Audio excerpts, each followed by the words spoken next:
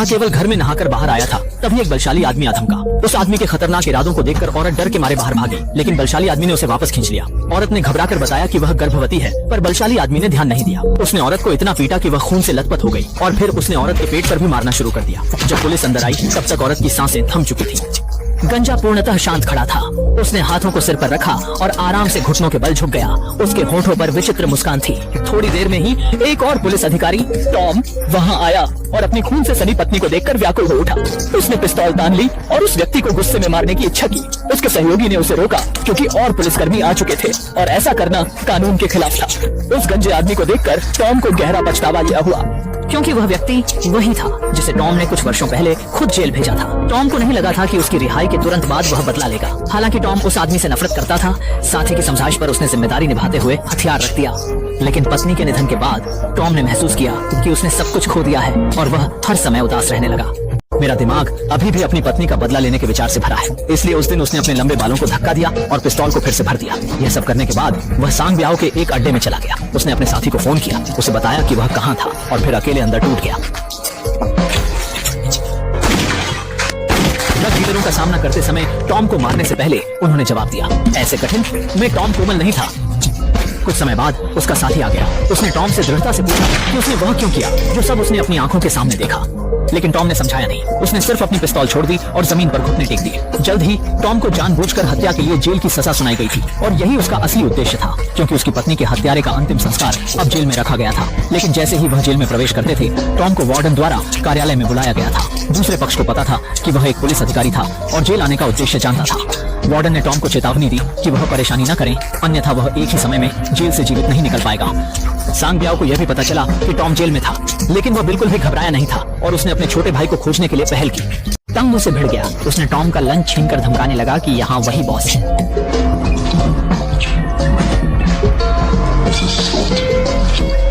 यह कहने के बाद बीओ गर्व से चला गया। थोड़ी देर बाद जब टॉम लॉन्ड्री रूम में काम कर रहा था तो उसे 3 कैदियों ने हमला कर दिया। खतरा देखते ही टॉम ने हाथ में पकड़ी हुई कपड़े को फाड़कर तेजी से पलटवार किया। यद्यपि टॉम कुशल थे, फिर भी अंततः 2 हादसा हाथों को पराजित नहीं कर सके। जल्द ही विरोधियों के लगातार हमलों में धराशायी हो गया, पूरी तरह से लड़ने की शक्ति खो दी। टॉम पर हमला करने के बाद सीलनाक कटहल उठाकर टॉम को खत्म करने की कोशिश करने लगा। सुखद संयोग से जेल गार्ड समय पर आ गया और टॉम की जान बचाई। हॉस्पिटल से छूटने के पश्चात गार्ड विल ने टॉम से मिलकर उसे सूचित किया कि बीओ की चिंता न करे, क्योंकि वह न सिर्फ तेज था बल्कि चालाक भी था और उसने जेल में प्रवेश करते ही जेलर से गोपनीय समझौता किया था। दोनों भ्रष्टाचार में लिप्त थे। वार्डन ने सांग ब्याओ के आय को स्थिर करने के लिए उसे घेरा और निरस्त कर दिया, जबकि वार्डन ने सांग ब्याओ की रक्षा को निश्चित किया और उसे जेल में एक सम्राट बना दिया। विल ने टॉम को सतर्क किया कि वाहन को उलटने में सावधान रहें, फिर भी टॉम अप्रभावित रहा। वह अपनी पत्नी की फोटो देखने के लिए कक्ष में वापसी की और बदले की योजना बनाई। टॉम ने बिस्तर के नीचे से एक कलम निकाली, रिफिल को हटाया, लोहे के बेड को तीव्र टिप पर रगड़ लिया और बाथरूम में गया उस कैदी को ढूंढने के लिए जिसने लॉन्ड्री कमरे में उस पर हमला बोला था। अप्रत्याशित रूप से प्रतिद्वंद्वी बहुत शक्तिशाली था। कलम का धारक बाहर निकालने के बाद उसने अपनी आखिरी सांस से टॉम को सीधे जमीन पर गिरा दिया, यह देखकर कि कलम की नोक उसे छेड़ने वाली थी। सौभाग्य से प्रतिद्वंद्वी ने बहुत अधिक खून खो दिया और जल्द ही चेतना खो दी। प्रेरणा पूरी तरह से खो गई। बाहर आने के बाद टॉम को दूसरा लक्ष्य मिला। लाओ हे ने फर्श को झाड़ू लगाते हुए एक चुपके से हमला किया और फिर प्रतिद्वंद्वी के गले के खिलाफ झाड़ू का इस्तेमाल किया। लाओ हे ने मजबूती से संघर्ष किया, किंतु टॉम ने उसे पूरी ताकत से मारा और कोई अवसर नहीं दिया। घुंघराले को यह जानने में ज्यादा समय नहीं लगा कि दोनों की हत्या हो गई है। वह जानता था कि अगला खुद होना चाहिए, इसलिए उसने जल्दी से सांग ब्याओ को पाया और मामले को हल करने में मदद करने के लिए कहा। सांग ब्याओ ने उससे वादा किया और फिर नंबर 1 पाया। विक्टर को भेजा गया कि अपने आदमियों के साथ टॉम का खत्म करें, मगर विक्टर ने टॉम को गंभीरता से नहीं लिया। बस उसने अपने छोटे भाई ब्लैक को भेज दिया। रात में गार्ड ने ब्लैक को टॉम की कोठरी में डाल दिया। टॉम प्रतिक्रिया नहीं कर पाया। ब्लैक ने उसे दबोचकर पिटाई की, फिर ब्लैक ने उसे पकड़ा और जोर से उसे बेसिन की तरफ पटक दिया, लेकिन टॉम ने मौका पकड़कर ब्लैक के घुटने पर जोर से लात मारी।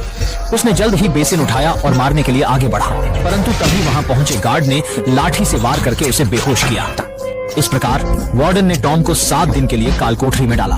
इधर विक्टर मेडिकल कक्ष में गया और टॉम द्वारा मारे गए अपने भाई को देख सांग ब्याओ के पास गया और टॉम से निपटने का निश्चय किया। उन्हें नहीं पता था कि टॉम पहले ही उनसे आगे निकल चुका था। उसने पानी की पाइप के क्लिप को चुराकर अपनी पैंट में छिपा लिया था। अपनी कोठरी में लौटकर उसने मोची के स्क्रू के साथ जद्दोजहद करके एक खतरनाक पीतल का पंजा बनाया। टॉम दरवाजे के पीछे छुपा रहा और बाल्टी पर जब वह वापसी कर रहा था, हमला बोल दिया। जो भी उसकी पत्नी का बदला लेने की राह में आया वह कभी भी दया नहीं करता। जब गार्ड ने यह सब देखा